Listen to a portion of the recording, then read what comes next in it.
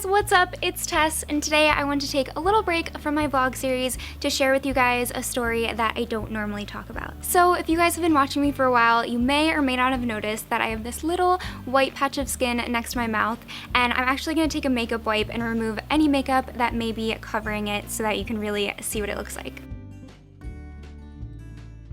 So this is what it looks like, and this is vitiligo, and if you don't know what that is, it's basically where melanin, which is a thing that produces the color of your skin, stops working in certain areas on your body. So it just affects me right here, kind of in this area, and then on the back of my neck. But I kind of just wanted to tell you guys the story of how I got vitiligo and how I dealt with it and where I stand with it today. So if you want to hear that story, then just keep on watching. So I haven't always had this. I actually didn't get it until 10th grade, so that was 2011, and it was totally random. I was on spring break with my best friend Sydney, and we were in Florida just having the best week in the sun, squeezing lemon juice in our hair, trying to make ourselves blonde, and I think it was like the third to last day or something like that, and I noticed this little white circle on my chin, and it didn't seem like anything serious, like it literally could have been a pimple. But I did notice it, and I remember showing it to Sydney's mom, and no one really knew what it was. But I wasn't too worried about it, but then the next 2 days, each morning I woke up and it was bigger, and it was starting to grow, like, not just in this like little area, but I started to get a spot right here and up here, and nobody knew what it was. And at first everyone was kind of just saying like, oh, maybe it's like peeling skin from the sun, but nobody knew what it was. And I remember getting home from the airport the night we got back, and I first saw my mom and showed her, and she was like, literally, what happened to your face? So at this point I had no idea what it was, and nobody else seemed to have a clue either, but it kept getting bigger and bigger, and I was really starting to freak out. And I looked for a bunch of pictures to show you guys, and I literally could only find one picture, but it's pretty good representation, so I'll put it right here. But yeah, I guess I just wasn't taking pictures at that time, understandably so, and in all the pictures during that time period I was either like facing the other way or edited it out, that's hard to say. But yeah, this is the only picture that I could find, but that's pretty much what it looked like. So picture me, a 15-year-old girl, goes on vacation, comes back a week later with this mysterious white patch on my face. And I would be lying if I didn't tell you guys I was completely mortified. Like, in my high school brain, like, nothing could be worse than having some weird patch on my face that I couldn't even explain.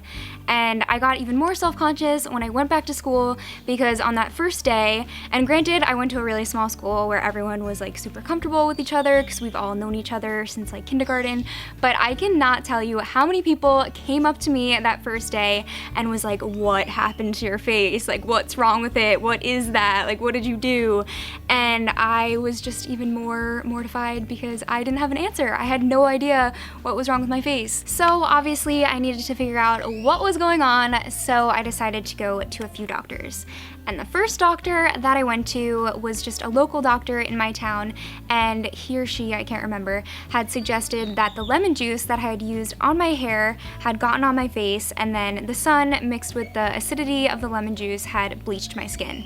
And I think I knew pretty immediately that that probably wasn't what had happened, because I use lemon juice like all the time and it always is like dripping down my back, and that's just never happened before. So we kind of X'd that opinion out and went to the second opinion, and the second doctor, also a local doctor in my town, suggested that it was some kind of fungal infection, and they were like, we're pretty sure it's fungal infection, but we're just gonna have to like take a sample, which would have permanently scarred my face, so that they could make sure that it was a certain infection so that they could give me the treatment for it. And the sound of permanently scarring my face was not something that I was super down with, so we decided to see yet another doctor. And this time we went out of my small town and we went towards New York City to a specialist. And pretty much as soon as I got into his office, he looked at it with this little special, I think like an LED light. He had to turn the lights off in the room and shined this thing on it, and he was like, it's vitiligo. And at this point, I think I had looked up a little bit about vitiligo when I was trying to figure out what I had. And so I knew a little bit about it, not like the full extent of it. I kind of just knew like Michael Jackson had it. And so he told me that that was what I had had and kind of told me the different treatment options.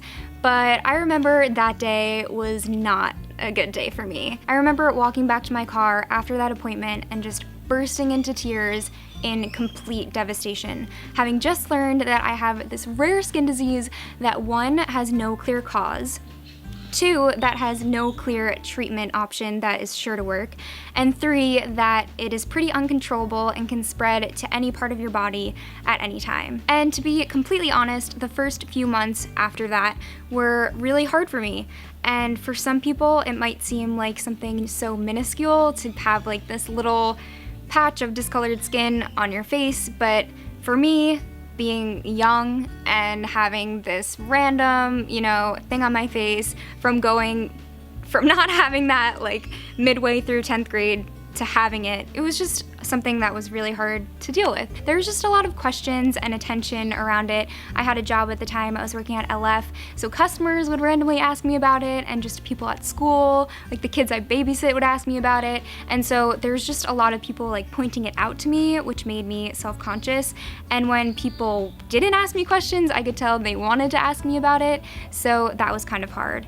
And my boyfriend at the time would sometimes make fun of me about it, which isn't that big of a deal, but there is this one instance that sticks out to me. I remember in that period of time, it like really stuck with me. My boyfriend at the time's friend had made some comment to him along the lines of, and I don't remember exactly what he said, but it was something to the effect of, her body is like all right, but like that face is so busted, like what happened to her face, what's wrong with it? And I remember my boyfriend at the time telling me what his friend had said about me. And first I was like, why would you even tell me that?